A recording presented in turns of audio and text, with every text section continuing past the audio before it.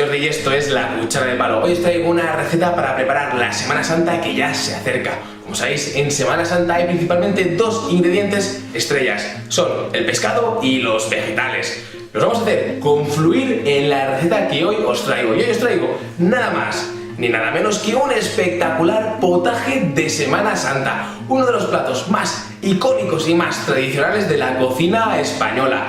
El potaje de Semana Santa es muy particular y depende de la zona geográfica, de allá donde lo descubráis, de allá donde lo probéis, se cocinará o se elaborará con algunas diferencias. El vídeo, la videoreceta del potaje de Semana Santa que yo os presento es la forma que se tiene de preparar el potaje en mi pueblo.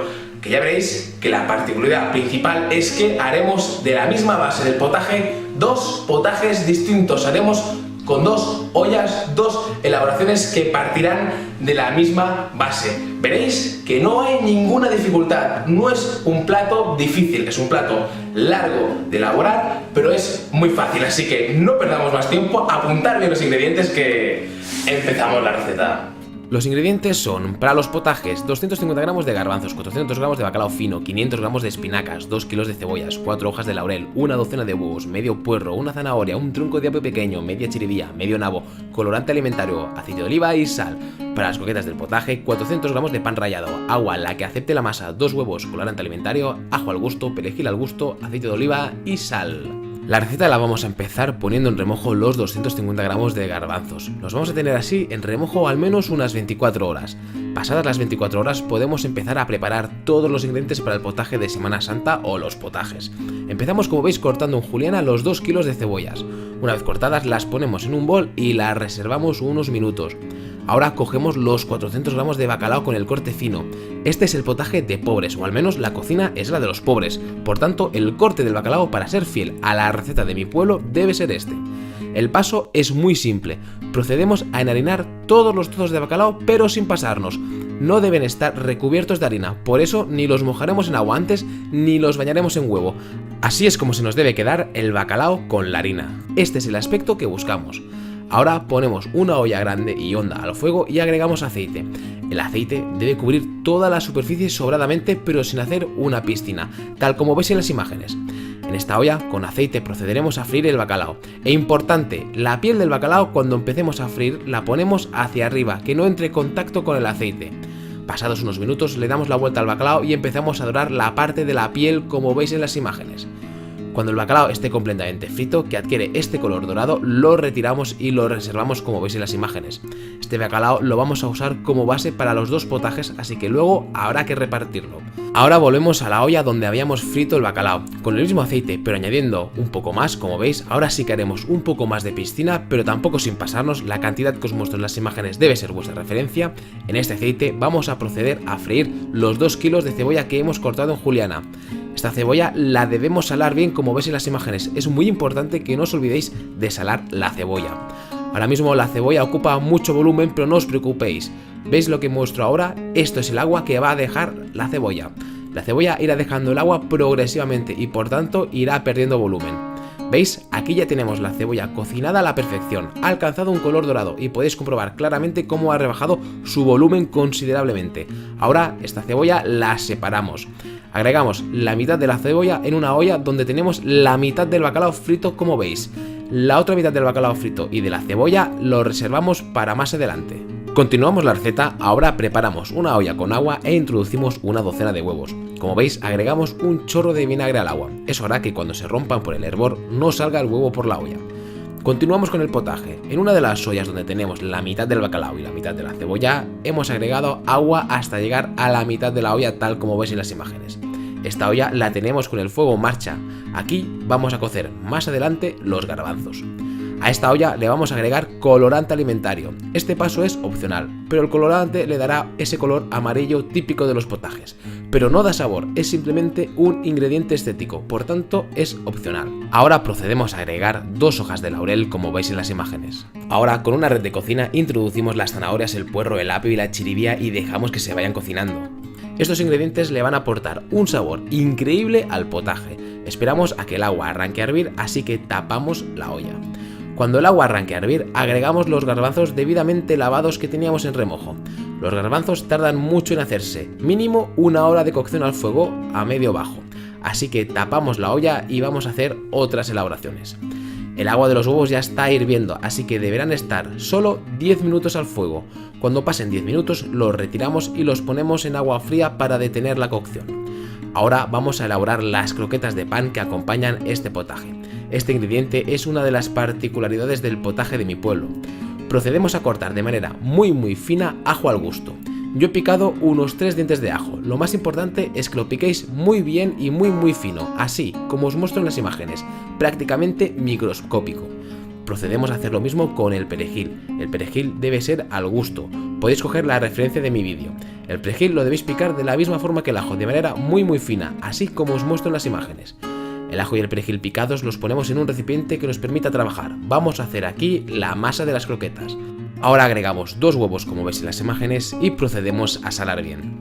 No os olvidéis de la sal o las croquetas os saldrán sosas.